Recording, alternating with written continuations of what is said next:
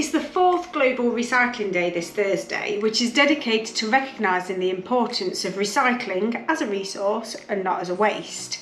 There's 6 natural resources on planet Earth which humanity deems as being the most important.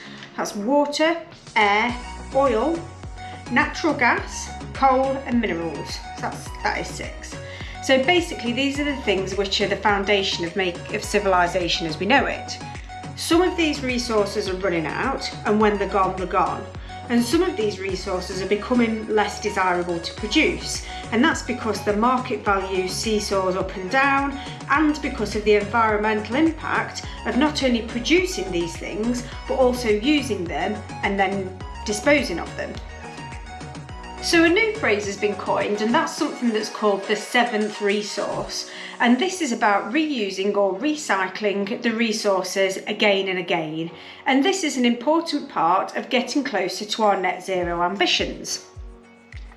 Some estimates show that every year recycling saves over 700 million tonnes in CO2 emissions.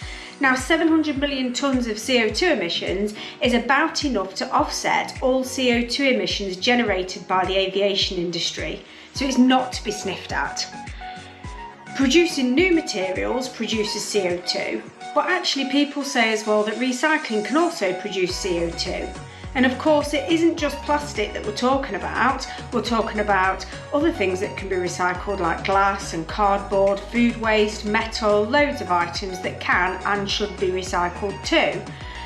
There's plenty of naysayers out there is with absolutely everything, isn't there? But there's naysayers out there that say that recycling plastic is inefficient and it's more trouble than it's worth.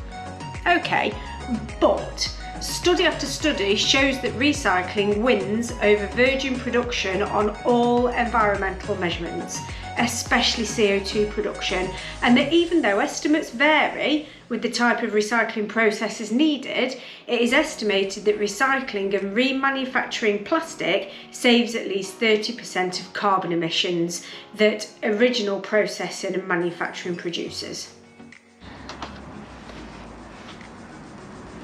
So based on all of that information and the fact that it's Global Recycling Day on Thursday, I'm going to spend the whole week looking at recycling, and I'm going to try and recycle absolutely everything that I use, and I'm going to share it with you. Now I already try to recycle everything anyway, and I always try and make decisions about reducing the amount of plastic and unnecessary packaging that comes onto the house. You know, I already do things like that. So it'll be really interesting to see that even though I think I already do a pretty good job, I think it'll be really interesting to see how much waste we actually do produce, and that's only in just a small household like this where there's just 2 adults.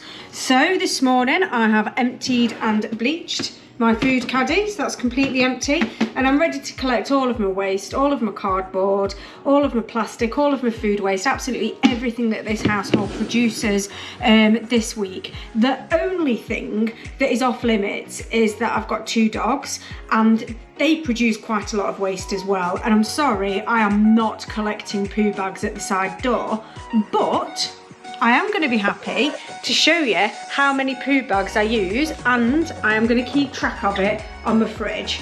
And then at the end of the week, we can see actually how much plastic do I use just picking poo up off the streets. What a lovely thought. Anyway, it's Global Recycling Day, Thursday the 18th of March.